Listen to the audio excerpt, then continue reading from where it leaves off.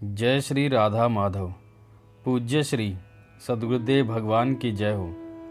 राधा बाबा जी की पुस्तक से विषय जो भी परिस्थिति उत्पन्न हो उसमें हम श्री कृष्ण को लाकर बैठा दें और उन पर ही उस परिस्थिति का भार सौंप दें तो परिणाम यह होगा कि उस परिस्थिति में यथोचित प्रकाश अवश्य ही मिल ही जाएगा।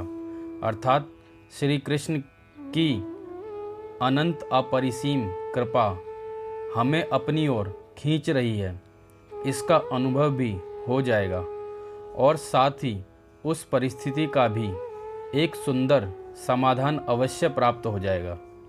नहीं होता है तो उसका विनम्र उत्तर यही है कि हम श्री कृष्ण को बीच में ले ही नहीं आते हैं।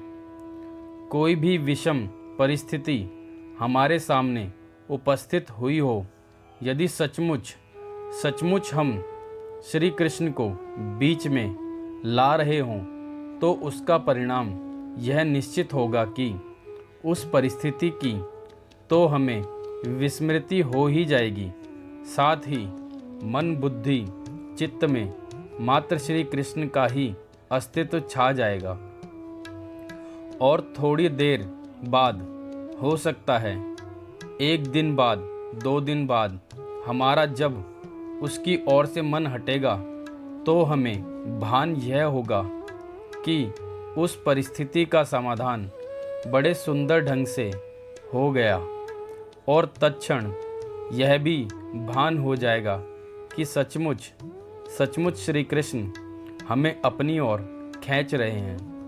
किंतु होता है सर्वदा इसके विपरीत।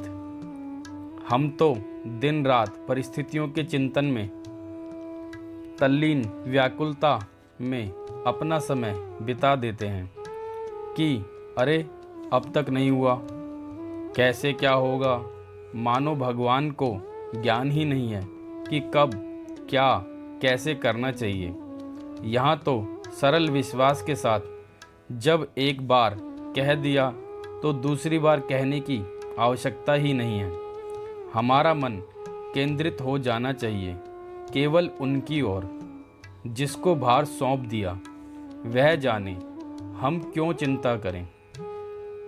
बिगड़े या बने हमें क्या मतलब। यह नितांत सत्य है कि आज तक जो अपना भार श्री कृष्ण पर छोड़ चुके हैं, उसको उस दरबार से कभी निराशा नहीं मिली है, नहीं